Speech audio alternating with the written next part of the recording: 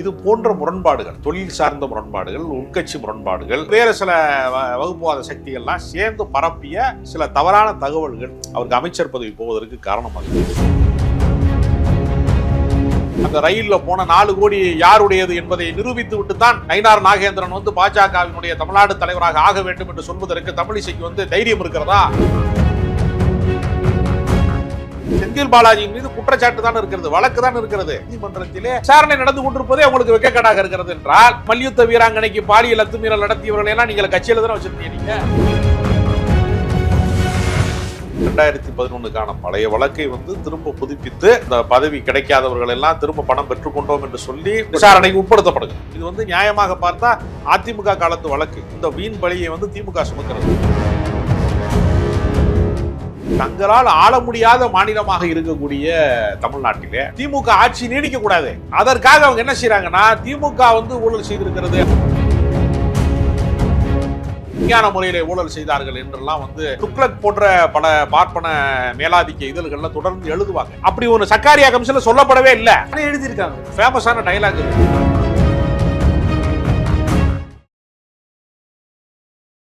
உங்கள் லெஜண்ட் சரோனாவில் அக்ஷய திருதியை முன்னிட்டு தங்க நகைகளுக்கு பவுனுக்கு ரூபாய் 2000 தள்ளுபடி. ஏப்ரல் 22 முதல் மே 4 வரை the legend new Saravana stores பிரம்மாண்டமாய் பாடி.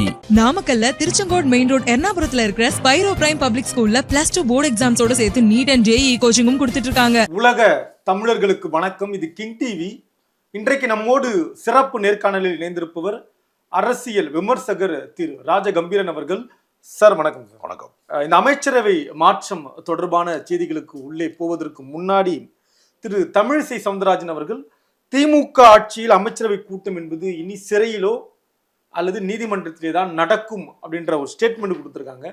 இதை பற்றி உங்களுடைய முதற்கட்ட பார்வை. பாஜகவை சேர்ந்தவர்கள் எல்லாம் எவ்வளவு பெரிய குற்றப்பட்டியலிலே இருந்தார்கள். 1000 கோடி ஊழல் செய்ததாக சொல்லப்பட்ட அஜித் பவார் இன்றைக்கு பாஜகவினுடைய வாஷிங் மிஷினுக்குள்ளே வலுக்கட்டாயமாக விழுந்து தன்னை தூய்மைப்படுத்தி கொண்ட வரலாறுலாம் தமிழிசை சவுந்தரராஜனுக்கு தெரியாமல் இருக்க வாய்ப்பில்லை.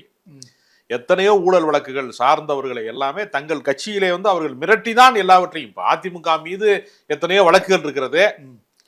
அந்த வழக்கு சார்ந்தவர்களை எல்லாம் புனிதர்களாக ஏற்றுக்கொண்டு தானே அவங்க பாஜக கூட்டணி நடத்தி கொண்டிருக்கிறார்கள். நயினார் நாகேந்திரனுடைய அந்த ரயில்ல போன 4 கோடி யாருடையது என்பதை நிரூபித்து விட்டுத்தான் நயினார் நாகேந்திரன் பாஜகவினுடைய தமிழ்நாடு தலைவராக ஆக வேண்டும் என்று சொல்வதற்கு தமிழிசைக்கு தைரியம் இருக்கிறதா, நேர்மை இருக்கிறதா, நாணயம் இருக்கிறதா? அப்போ உங்களுக்கு ஒரு நியாயம், மற்றவர்களுக்கு ஒரு நியாயமா? நான் என்ன கேட்கிறேன்னா, பொன்முடியின் மீது வழக்கு தான் இருக்கிறது, குற்றச்சாட்டு தான் இருக்கிறது. செந்தில் பாலாஜியின் மீது குற்றச்சாட்டு தான் இருக்கிறது, வழக்கு தான் இருக்கிறது. நீதிமன்றம் தீர்ப்பளித்திருக்கிறதா? இவர்தான் குற்றவாளி என்று தீர்ப்பளித்திருக்கிறதா? அப்படி தீர்ப்பளித்தவர்களுடைய வரலாறு என்னன்னு இவருக்கு தெரியுமா? ஜெயலலிதா மீது வருமானத்துக்கு அதிகமாக சொத்து சேர்த்த வழக்கிலே அவர் தண்டிக்கப்பட்ட குற்றவாளி. ஒருவேளை அவர் உயிரோடு இருந்திருந்தால் சசிகலாவை போல அவரும் 4 ஆண்டு காலம் சிறைச்சாலையில இருந்திருக்க வேண்டிய வாய்ப்பை பெற்றிருப்பார். ஏற்கனவே அவர் சிறைக்கு போனவர் தான் வேறு வழக்குகள்ல. அப்ப தண்டிக்கப்பட்ட குற்றவாளியாக இருப்பவர்களுடைய கட்சியோடு நீங்கள் கூட்டணி காண்பதிலே உங்களுக்கு கூச்சமே இல்லை, வெக்கமே இல்லை. ஆனால் வழக்கு மன்றத்திலே நீதிமன்றத்திலே விசாரணை நடந்து கொண்டிருப்பதே உங்களுக்கு வெட்கக்கேடாக இருக்கிறது என்றால், நீங்கள் இதற்கெல்லாம் விசாரணைக்குரியவர்களை எல்லாம் நீங்க மல்யுத்த வீராங்கனைக்கு பாலியல் அத்துமீறல் நடத்தியவர்களை எல்லாம் நீங்கள் கட்சியில தானே வச்சிருந்தீங்க. நீங்க இங்கு ஒருத்தர் ஆபாசமாக 2 அர்த்தங்கள் துணிக்கக்கூடிய வகையில பேசிவிட்டார் என்பதற்காகவே கட்சியிலிருந்து நீக்கினார்கள் உடனடியாக. அது மக்களுடைய மன்றத்திலே ஒரு எதிரொலித்தது என்பதற்கு மரியாதை கொடுக்கிற விதமாக அவரை அமைச்சரவையிலிருந்து நீக்கி இருக்கிறார்கள். அவரை நீக்க முடியாது என்று சொல்வதற்கு திமுகவால் முடியாதா? ஸ்டாலின் நினைத்தால் அதை அப்படியே மௌனமாக கடந்து போக முடியும்ல. அதை நீக்கணுங்கிற அவசியம் இல்லைல்ல. ஆனா இந்த ஸ்டேட்மெண்ட்ல ஒரு எல்எல் இருக்கு, அதை எப்படி புரிஞ்சுக்கிறீங்க? ரொம்ப யதார்த்தமா அப்படி போற போக்குல சொல்றேன். அது சிறைச்சாலைக்கு திமுக காரர்கள் மீது பொய் வழக்கு போட்டு அனுப்பினால்தான் அதிமுகவுக்கு பாஜக கூட்டணிக்கு குறைந்தபட்ச எம்எல்ஏக்கள் கிடைக்கும் என்று அவர் ஆசைப்படுகிறார் என்பதை தான் அவர் மறைமுகமாக. வேற என்ன இருக்க முடியும்? அண்ணாமலை மீதே பல மோசடிகள் இருக்கிறது. அவர் மணல் மாஃபியாக்களை மிரட்டி பணம் வாங்கினாரு, பல்வேறு ஆட்கள்கிட்ட அமலாக்கத்துறையை விடும் என்று சொல்லி மிரட்டி பணம் வாங்கினாருன்னு சொந்த கட்சியிலேயே குற்றச்சாட்டு இருக்கு. ஆனால் வழக்கா அது பதியப்படலை. வழக்கு பதியப்படலை. அது அவங்க ஆளுங்கட்சியா இருக்கும் போது, அவர்கள் அதிகாரத்திற்கு கீழே அமலாக்கத்துறை இருக்கிற போது, அவர்களுடைய அதிகாரத்துக்கு கீழே வருமான வரித்துறை இருக்கிற போது அவர்கள் அதிகாரத்துக்கு கீழே தான் எல்லா விசாரணை மையங்கள் இருக்கிற போது அவர் மேல எப்படி வழக்கு போடுவாங்க? சரி, இப்ப முதல் படியா இந்த அமைச்சரவை மாற்றம் நிகழ்ந்திருக்கு. இந்த அமைச்சரவை மாற்றம் நிகழ்வை 2026 தேர்தலில் எந்த அளவுக்கு பலன் கொடுக்கும்? முதல்ல அது விடுவாங்க. யாருக்கு பலன் கொடுக்கும்? திமுகவிற்கு இந்த அமைச்சரவை மாற்றம் நிகழ்ந்த பிறகு. அமைச்சரவை மாற்றம் என்பதற்கும் தேர்தல் அரசியல்ல வந்து ஏற்படக்கூடிய வந்து விளைவு என்பதற்கும் பெரிய வந்து அப்படி ஒரு காரணத்தை சொல்லவே முடியாது. அமைச்சரவை மாற்றம் என்பது என்னன்னா, ஒரு அமைச்சரை அவர்கள் ஒரு நம்பிக்கைக்குரியவராக தேர்வு செய்கிற போது அதுல ஏற்படக்கூடிய முன்பின், இப்ப வந்து செந்தில் பாலாஜி மீது வந்து திமுகவிற்கோ அல்லது தமிழ்நாட்டினுடைய அரசிற்கோ அதிருப்தி கிடையாது. ஆனா அவர் வந்து அதிமுக காலத்துல போக்குவரத்து துறை அமைச்சராக இருந்த போது கண்டக்டர் டிரைவர்களுக்கு வந்து போஸ்டிங் போடுறதுல வந்து பணம் பெற்றுக் கொண்டார் என்கிற ஒரு பழைய 2011க்கான பழைய வழக்கை வந்து திரும்ப புதுப்பித்து தானாக முன் வந்து அந்த குற்றத்திற்கு வந்து சம்பந்தப்பட்டவர்கள்லாம் வந்து அந்த பதவி கிடைக்காதவர்கள் எல்லாம் திரும்ப பணம் பெற்றுக்கொண்டோம் என்று சொல்லி வழக்கு வந்து தள்ளுபடி செய்யப்பட்டது. மறுபடியும் விசாரணைக்கு உட்படுத்தப்படுகிறது. இது வந்து நியாயமாக பார்த்தா அதிமுக காலத்து வழக்கு. இந்த வீண் பழியை வந்து திமுக சுமக்கிறது. இப்போ அவர் வந்து ஏற்கனவே நீண்ட காலமாக சிறையில் இருந்துட்டாரு, அவருக்கு ஜாமீன் தந்தார்கள், அவரை மீண்டும் அமைச்சராகியது நீதிமன்றம் அதை வந்து கண்டிக்கிறது. உச்ச நீதிமன்றம் வந்து நாங்கள் வந்து ஜாமீன் கொடுத்தோம், மறுபடியும் அவர் அமைச்சராக்குறது மூலமாக அவர் சாட்சியத்தை கலைச்சிருவாரு என்று அவங்க சொல்றாங்க. அது யூகத்தின் அடிப்படையில். ஆனா இதுக்கு இடையில இதுல ரொம்ப வேடிக்கையான, ஹேமந்த் சோரன்ல இருந்து பல பேர் வந்து விசாரணை மையத்திற்குள் இருக்கிற போதே முதலமைச்சரானா இருந்தாங்க. அரவிந்த் கெஜ்ரிவாலே இருந்தாரு. இது பல முன்னுதாரணங்களை சொல்ல முடியும். அப்ப இவங்களுடைய நோக்கம் என்ன அப்படின்னா, தங்களால் ஆள முடியாத மாநிலமாக இருக்கக்கூடிய தமிழ்நாட்டிலே திமுக ஆட்சி நீடிக்க கூடாது. அதற்காக அவங்க என்ன செய்யறாங்கன்னா, திமுக வந்து ஊழல் செய்திருக்கிறது அப்படின்னா நிரூபணம் கேட்கிறான் மக்கள். இப்ப ரொம்ப வருடத்து போய் ஒண்ணு இருக்கு. சக்காரியா கமிஷன்ல வந்து இந்த மாதிரி வந்து விஞ்ஞான முறையில ஊழல் செய்தார்கள் என்றெல்லாம் வந்து கலைஞர் மீது குற்றச்சாட்டு சொன்னார்கள் என்று மேடை தோறும் பேசுவார்கள். அதிமுக மேடைகள்ல பேசுவாங்க, அந்த வார்த்தையை பயன்படுத்துவாங்க. துக்ளக் போன்ற பல பார்ப்பன மேலாதிக்க இதழ்கள்ல தொடர்ந்து எழுதுவாங்க. அதற்கு எந்த ஆதாரம் கிடையாது. இந்த வார்த்தைக்கா அப்படி ஒரு சக்காரியா கமிஷன்ல சொல்லப்படவே இல்லை. விஞ்ஞான முறையில ஒரு ஊழல் செய்தார் என்றெல்லாம் சொல்லப்படவே இல்லை. எழுதியிருக்காங்க. ஆனா ஃபேமஸான டைலாக் இது. நீங்க குற்றம் வந்து நிரூபிக்கப்படாத ஒருவர் மீது, இப்ப நீங்க கலைஞர் என்ன செஞ்சாரு, அவர் சொந்த ஊர்ல இருந்து நேர சேலம் மாடல் அட்ரஸுக்கு போயிட்டாரு. ஆனா இன்னைக்கு வரைக்கும் என்ன சொல்றாங்கன்னா, கலைஞர் வந்து டிக்கெட் எடுக்காம திருட்டு ரயில்ல ஏறி சென்னைக்கு வந்துட்டாராம். அவர் பராசக்தி படத்துல வாங்கின சம்பளத்துல தான் கோபாலபுரம் வீட்டையே வாங்கினாரு. அந்த கட்சியினுடைய நிறுவனராக இருக்கக்கூடிய அறிஞர் அண்ணாவுக்கு முன்பே அவர் கார் வாங்கிட்டாரு. அவர் வசதியானவராக இருந்தாருங்கிறது திரைத்துறையில மிக இளைய வயதிலேயே பிரபல வசனகர்த்தாவாக புகழ் பெற்றார். அவரு சேலம் மாடர்ன் தியேட்டர்ஸ்ல பெரிய சம்பளம் வாங்கினாரு. எம்ஜிஆரை விட கூடுதலாக அந்த காலகட்டத்தில் சம்பளம் வாங்கினாரு என்பதெல்லாம் ஒரு வரலாறு இருக்கிறது. அதற்கு நேர்மாறாக என்பதையெல்லாம் நம்ப வச்சுட்டான் பேசி பேசி. தொடர்ந்து ஒரு பிரச்சாரத்தை, எப்படி நம்ம வந்து மோடி ஒரு வளர்ச்சி நாயகன், இந்தியா வந்து வல்லரசாகி விடும் சொன்னான்ல, மணிப்பூர் பற்றி எரிகிறதா இல்லையா? அப்ப அவர்களால் தொடர்ந்து ஒரு கோயபல்ஸ் பிரச்சாரம் என்பது என்னன்னா, ஒரு பொய்யை நீங்க திரும்ப திரும்ப திரும்ப திரும்ப சொல்லி மக்களுடைய மனதில் பதிய வச்சுட்டீங்கன்னா அது பொய் கிடையாது, உண்மைதாங்கிற இடத்துக்கு மக்கள் வந்துருவான். ஏன்னா எல்லாரும் ஆய்வு செய்து ப்ரூஃப் இருக்கான்னு பார்த்து சான்றுகளை சரிபார்த்து கொண்டிருக்கிறதுக்கு எவனுக்கு நேரம் கிடையாது. இருக்கும்டா, திருட்டு பயில தான் இருந்திருப்பாங்க அப்படின்னு அவனுக்கு ஒரு நம்பிக்கை இருக்கும். எப்பொழுதுமே என்ன செஞ்சானா, வெற்றி பெற்றவன் மீது கல்லறிகிற போது வெற்றி பெறாதவனுக்கு அது ஒரு பெரிய மகிழ்ச்சி அளிக்கும். அது ஒரு உளவியல் சிக்கல். அதனால அவன் என்ன செய்வான்னா, இயல்பாகவே என்ன செய்வான்னா, இந்த குற்றச்சாட்டுகளுக்கெல்லாம் எந்த நம்பகத்தன்மை இல்லைனாலும் அது நடந்திருக்கும்பா. ஆனா ஜெயலலிதா தண்டிக்கப்பட்டவராக இருந்தாலும் அவரை வந்து ஒரு ஊழல் செய்யாத ஒரு தலைவரை போல ஒரு தோற்றத்தை உருவாக்கும். மீண்டும் திரு மனு தங்கராஜுக்கு அமைச்சர் பதவி கொடுக்கப்படுகிறது. இந்த மீண்டும் இவருக்கு கொடுக்கப்படுவதற்கு என்ன காரணமா இருக்கும்? மனோ தங்கராஜ் வந்து அடிப்படையில வந்து என்னன்னா, ஒரு கொள்கை சார்ந்த அரசியல்வாதி. பகுதியில கொள்கை சார்ந்த அரசியல்வாதி, கொஞ்சம் ஒரு முற்போக்கு சிந்தனை உள்ளவர். கன்னியாகுமரி மாவட்டத்துல மதவாத சக்திகள் வந்து தேர்தல் அரசியலிலே வென்ற ஒரு மாவட்டமாக இருக்கிறது. அந்த மாவட்டத்திற்கான ஒரு அமைச்சர் பிரதிநிதித்துவம் இல்லாமல் இருப்பது அப்படிங்கிறது அந்த வகுப்புவாத சக்திகளுடைய வளர்ச்சிக்கு அது உதவும். இவர் பிஜேபிக்கு வந்து மிகப்பெரிய அளவுல கடுமையான போராட்டங்களை நடத்தி மிகப்பெரிய அளவுல அரசியல் செய்யக்கூடியவராக மனோ தங்கராஜ் இருக்கிறார். அவர் கூட உட்கட்சியில வந்து முரண்பட்டவர்கள் பல பேர் என்ன செஞ்சிட்டான்னா, அவர் மீது பல்வேறு புகார்களை வந்து அளித்து கட்சியிட்ட வந்து நம்பகத்தன்மை சார்ந்த விஷயங்கள்ல கேள்வி எழுப்பினாங்க. ஒண்ணு.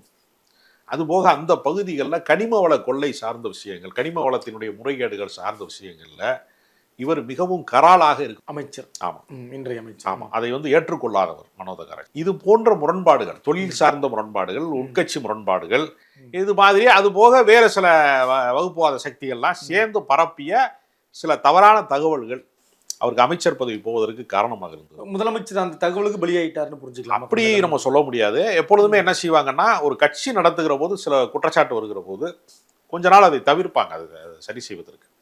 உட்கட்சியில அவருக்கு சில உட்கட்சி பூசல் அவருக்கு இருந்துச்சு.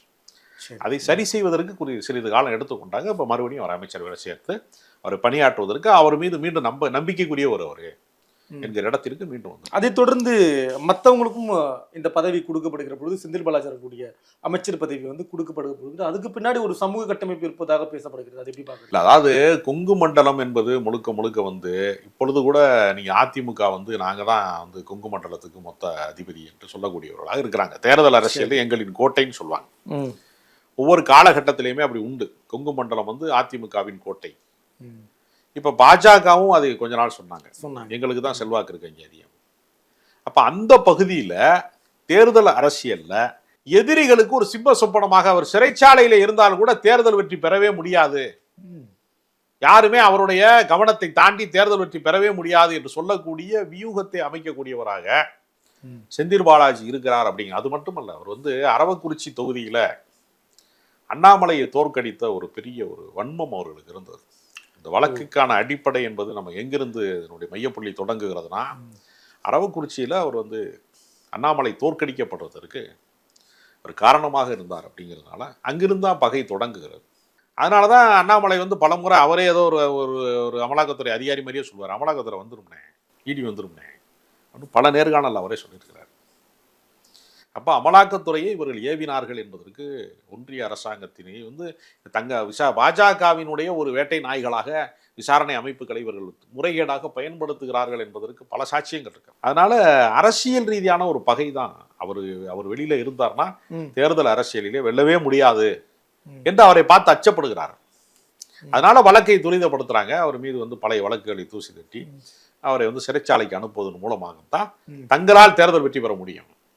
கிரவுண்டில் வந்து எதிரியே இருக்கக்கூடாது, நான் ஒரு ஆள் தான் இருக்கணும், நான் கார் ஓட்டும் போது எதுக்கு எவனுமே வரக்கூடாதுன்னு சொன்னா அப்படி இருக்கும். தேர்தல் அரசியலிலே வெற்றி பெறுவதற்கு துப்பில்லாதவர்கள் செந்தில் பாலாஜியை பார்த்து அச்சப்படுகிறார்கள். இல்லை சரி, இப்போ அடிப்படையில் அதான் நம்ம மீண்டும் கேட்கணும், தேர்தல் அரசியல்ன்றது நம்மளால புரிஞ்சிக்க முடியுது. ஆனால் நான் எதுக்கு ஆரம்பத்தில் அந்த கேள்வி கேட்டேன், 2026 தேர்தலுக்கு இது உதவுமான்னு ஏன் கேட்டேன்னா, மீண்டும் இந்த இப்போ அமைச்சர் பதவி வரக்கூடியவராக இருந்தாலும் சரி, புதிதாக சிவசங்கர் மாதிரியான ஆட்களுக்கு அமைச்சர் பதவி கொடுத்தாலும் சரி, இதற்கு பின்னால் ஒரு ஜாதி இருக்கு, ஒரு சமூக கட்டமைப்பு இருக்கு. அந்த வாக்கை பெறுவதற்காக திமுக பிரதிநிதிகளாக அவரை முன்னிறுத்துகிறார்கள் என்ற ஒரு பார்வை. அதாவது எல்லா சமூகத்துக்குமான பிரதிநிதித்துவத்தை தருவதுதான் சமூக நீதியை. சாதியை ஒழித்து விட்டு தான் நீங்க அதிகாரத்தை பகிரணும்னா நீங்க சாதி ஒழிப்புல வந்து உறுதியா இருக்கிறவர்கள். இந்துவாக பிறக்கிறவன் வந்து ஏதோ ஒரு சாதியில தானே பிறந்தாகணும். ஆமா, சாதியற்றவனா பிறக்க முடியுமா? முடியாது. இந்திய சமூகத்துல ஒருவன் வந்து பிறக்கிற போது சாதியற்றவனா பிறக்க முடியுமா? இஸ்லாமியன் பிறக்க முடியும், கிறிஸ்தவர்கள் கூட சாதியை ஏற்றுக்கொண்டவர்களாக இருக்கிறாங்க, பௌத்தர்கள் பிறக்க முடியும். ஒருத்தர் பிறக்கும் போது சாதியோட தான் பிறக்கிறான். சரி, அவன் சாதி நம்பிக்கையற்றவனாக வாழ்ந்தால் கூட அவனை சொந்த சமூகமா இருக்கிறவன் என்ன செய்வான், நம்மளும் சொல்லி தான் கொண்டாடுவான். அப்ப எல்லா சமூகங்களுக்குமான பிரதிநிதித்துவம் என்பது அவசியமானது. அதற்கு பேர் தான் சமூக நீதியை. அதனால இவருக்கு பின்னாடி ஒரு ஜாதி இருக்கானா அதுக்கு என்ன செய்யும், ஜாதியை பூரா ஒழிச்சுட்டு தான் தேர்தல் அரசியல் ஈடுபடணும்னு சட்டம் போட முடியுமா? நடைமுறைக்கு அது சாத்தியமா? 1000 ஆண்டுகளுக்கு மேலாக 3000 ஆண்டுகளுக்கு மேலாக சாதி ஒழிப்புக்காக 1000 ஆண்டுகளுக்கு மேலாக பல பேர் போராடிட்டே இருக்கிறாங்க. ஒரு உதாரணத்துக்காக சொல்றேன், நான் வந்து ஜாதியை ஒழிச்சிட்டு தான் சட்டத்துறை அமைச்சராகவேன்னு அம்பேத்கர் சொல்ல முடியுமா? வரலாற்றுல முடியாது. அவரோட வேலையே அதுதான். ஆமா, அவர் வேலை திட்டம் அதுதான், அப்படி சொல்லவே முடியாது. அதனால இது வந்து நடைமுறை யதார்த்தத்தையும் சேர்த்து புரிந்து கொள்ள வேண்டும். ஒரு தொலைநோக்கு திட்டம், ஒரு லட்சியம் வந்து ஒன்று இருக்கிறது. சாதியை அழித்தொழித்தல் அப்படிங்கிறது ஒரு முற்போக்காளர்களுக்கான ஒரு திட்டமாக இருக்க முடியும். ஆனா நடைமுறை அப்படி இருக்க முடியுமானா நடைமுறை அப்படி இருக்க முடியாது. இப்ப செந்தில் பாலாஜியுடைய அமைச்சர் பதவியிலிருந்து ராஜினாமா, அடுத்த அமைச்சர்கள் பதவி இருக்கிறார்கள். அடுத்து இந்த வழக்குல என்ன நடக்க இருக்கும்னு நீங்க நினைக்கிறீங்க? வழக்கு ஒண்ணுமே ஆகாது. வழக்கு வந்து செந்தில் பாலாஜிக்கு சாதகமாக தான் முடியும். ஆனா இந்த அளவுக்கு அழுத்தம் கொடுத்து ராஜினாமா நடந்திருக்கு. அழுத்தம் அது வந்து சட்டம், அதாவது நமக்கு எல்லாருக்கும் தெரிந்ததுதான். உச்ச நீதிமன்றம் சில நேரங்களிலே வந்து உச்சி குடிமை மன்றமாக மாறிவிடும்னு கூட உயர் அதிகாரத்திலே வந்து மேலாதிக்கத்திலே இருக்கிற ஆதரவாக தீர்ப்பு கொடுக்கும்போது கூட ஆளுநருக்கு எதிர்ப்பாங்க. எல்லா நான் வந்து ஒட்டுமொத்த தீர்ப்புகளை பற்றிய விமர்சனம் அல்லது. சரி, இங்க வந்து அதாவது தேர்தல் முறைகேடு ஏதாவது ஒரு இடத்துல தான் நடக்கும். ஒட்டுமொத்த தேர்தலும் முறைகேடாக நடந்ததுன்னு நம்ம சொல்ல மாட்டோம். சொல்ல முடியாது. யாரோ ஒருத்தனை ஆக்சிடென்ட்ல கொண்டுட்டாங்க, ஒருத்தன் இறந்துட்டான் அப்படின்னு சொல்ல முடியாது. வாகன விபத்து வராமல் பாதுகாக்கணும், அவ்வளவுதான். அதனால நம்ம ஒட்டுமொத்தமாக நீதித்துறையை களங்கப்படுத்த முடியாது. ஒட்டுமொத்தமாக நீதிபதிகள் எல்லாருமே விலை போனவர்கள் என்று நம்ம சொல்ல முடியாது. மைக்கேல் குன்கா மாதிரி ஆட்களை ஒரு முதலமைச்சராக இருந்தாலும் ஜெயலலிதாவை தண்டிப்பதற்கான தீர்ப்பை தந்தவர்களும் இருக்கிறாங்க. அதே நேரத்தில் குமாரசாமி மாதிரி நாட்களும் இருக்காங்க. எல்லாருமே இருக்கத்தானே செய்வாங்க. மனிதர்கள் அதாவது நேற்று வரைக்கும் வந்து கொலைகாரனுக்கு வாதாடினவன், திருடனுக்கு வாதாடினவன் தான் பின்னால வந்து ஜட்ஜா மாறுவான். தொடக்கம் அங்கிருந்த நான் தொழில் அப்படிப்பட்டதுன காந்தியடிகள் போன்றவர்கள் எல்லாம் நான் வழக்கறிஞராக நீடிக்க முடியாததற்கு இந்த மாதிரியான சார்பு நிலை எடுக்க முடியவில்லை அப்படிங்கிறத காரணமா சொல்லியிருக்காங்க சத்திய சோதனையில். அவருடைய வாழ்க்கை வரலாற்று புத்தகத்துல ஒரு வழக்கறிஞராக இருந்து கொண்டு பொய் சொல்வது எனக்கு ஒத்து வரலைன்னு சொன்னா தொழில் பண்ண முடியாம போயிருங்கிறது மாதிரி விஷயங்களை பதிவு செஞ்சிருக்காங்க. எல்லா காலத்திலையும் உள்ளதான். திரு செந்தில் பாலாஜியுடைய வால்யூம் அதிமுகவில் அடுத்த ஓராண்டுக்கு எந்த அளவுக்கு இருக்கும்? அது அவர் ஏற்கனவே சிறையில் இருக்கும்போது தான் வந்து நீங்க வந்து இந்த தேர்தல் நாடாளுமன்ற தேர்தல் சார்ந்த விஷயம். ஆமா ஆமா, கரெக்டா போறோம். அவர் ஏற்கனவே சிறையில இருந்த போதுதான் நாடாளுமன்ற தேர்தலில் அவர் சிறையில் இருக்கிறாருங்கிற நம்பிக்கையில தான் அண்ணாமலை வெற்றி பெறுவாருன்னு நம்பினாங்க. அப்புறம் சிறைக்குள்ள இருந்தே ஒரு தேர்தலை வந்து ஆப்ரேட் பண்ணிட்டாரு, உள்ள ரிமோட் கண்ட்ரோலை வச்சிருக்கிறாருன்னு சொன்னாங்க. அப்படின்னா என்ன அர்த்தம்? அவரை சிறையில சந்திக்க போறவர்கள்ட்ட சில ஆலோசனைகள் கொடுத்துருப்பாரு. அதுக்கே வந்து தேர்தல் வெற்றி அவருக்கு தான் கிடைக்குது அப்படின்னா, அப்ப வெளியில நடமாடுறதை விட அவர் சிறையில இருந்தாலும் அவர் வந்து தேர்தலில் வந்து மிகப்பெரிய ஆதிக்கம் செலுத்தக்கூடியவராக இருக்கிறாரு, வெற்றி வாகை சூடுவதற்கான வாய்ப்பை தரக்கூடியவராக இருக்கிறாரு என்று எதிரிகள் அச்சப்படுறாங்க. இது கட்சிக்காரர்கள் சொன்னா பரவாயில்ல, இது அவரை விரும்பாதவர்கள் சொல்றான். பாஜக காரன் சொல்றான் செந்தில் பாலாஜி உள்ள இருந்தாலும் அவர் சொல்றதான் இங்க நடக்கும் அப்படின்னு சொல்றான். அதனால பாஜகவின் சிம்ம சொப்பனமாக செந்தில் பாலாஜி திகழ்கிறார். அதனாலதான் அவருக்கு அந்த வழக்கு வந்து மிகப்பெரிய ஒரு இறுக்கமான பிடிக்குள்ளேயே இருக்கிறது. அந்த வழக்கிலிருந்து அவர் வென்று வருவார். இந்த அமைச்சர்களுடைய ராஜினாமா இதையெல்லாம் தொடர்ந்து இதுக்கப்புறம் இருக்கக்கூடிய அமைச்சர்களாவது கவனமா இருப்பாங்களா, இல்ல மீண்டும் ஒரு அமைச்சரவை மாற்றம் ஏதாவது வர்றதுக்கு வாய்ப்பு உண்டா ஓராண்டுக்குள்ள? இல்ல, அதாவது திமுகவில் வந்து திடீர் என அமைச்சரவை மாற்றம் செய்வதெல்லாம் வந்து திமுகவினுடைய நடைமுறையில கிடையாது. அதிமுகவில் தான் ஒவ்வொரு நாளும் காலையில எந்திரிச்ச நமது எம்ஜிஆர்லயோ அல்லது ஜெயா பிளஸ் தொலைக்காட்சியிலையோ நம்ம கட்சியில இருக்கமா இல்லையான்னு மந்திரிகள் வந்து வேட்டி கட்டுறதுக்கு முன்னாடி, கரை வேட்டி கட்டுறதுக்கு முன்னாடி ஒரு வாட்டி செக் பண்ணிட்டு கட்டணும். அது போன்ற அதிரடி நடவடிக்கைகள்லாம் இங்க கிடையாது. அதே சமயத்துல மக்களிடத்திலே ஒரு அதிருப்தி வருகிறது, கட்சியிலே ஒரு அதிருப்தி வருகிறது என்றால் அதை சரி கட்டுவதற்கு சில நடவடிக்கைகள் எடுத்தாதான் கட்சியில வந்து மற்றவர்களும் விழிப்போடு இருப்பார்கள், சரியாக இருக்க முடியும். ஏன்னா அதிகாரத்தில் இருக்கிறோம் என்கிற ஒரு அகம்பாவம் யாருக்கு வந்து விடக்கூடாது என்கிற அடிப்படையில் அது ஒரு பொறுப்பு தானே தவிர அது வந்து நமக்கு வந்து வழங்கப்பட்டிருக்கிற ஒரு பொறுப்பாக தான் எடுத்துக்கொள்ள வேண்டும், ஒரு முன் கிரீடமாகத்தான் எடுத்துக்கொள்ள வேண்டும் என்கிற அடிப்படையில் சில நடவடிக்கைகள் எடுக்கிறாங்க. அதை நம்ம வந்து குற்றமாக கருத முடியாது. இன்னொரு செய்தி அதே சமூக ஊடகங்கள்ல இன்றைக்கு பேசப்பட்டு வருகிறது. திரு செந்தில் பாலாஜியுடைய அமைச்சர் பதவி பறிபோன பிறகு அல்லது ராஜினாமா செய்த பிறகு அவருடைய ஆதரவாளர்கள் களத்துல வேலை செய்யறதுல சுணக்கம் காட்டுவாங்க தேர்தலில் அப்படின்னு ஒரு எழுதப்படுகிறது, பேசப்படுது. இல்ல, அவரை வாழ்நாள் பூரா சிறைக்கு வைக்க போறது இல்லை. வழக்கு நடக்கிற வரைக்கும் அவங்க நடத்துனாங்கன்னா கூட அவர் மறுபடியும் அவர் ஜாமீன்ல தான் இருக்காரு. வழக்கு முடித்து அவர் திரும்ப அரசியல் களத்துக்கு தான் வரப்போறாரு. அதனால அவருடைய அரசியல் வாழ்க்கை முடிந்து விடும் நம்ம சொல்ல முடியாதுல்ல. அதனால அவருடைய ஆதரவாளர்கள் என்ன செய்வாங்கன்னா தற்காலிகமா சோர்வடையலாம், ஏற்பட முடியாது.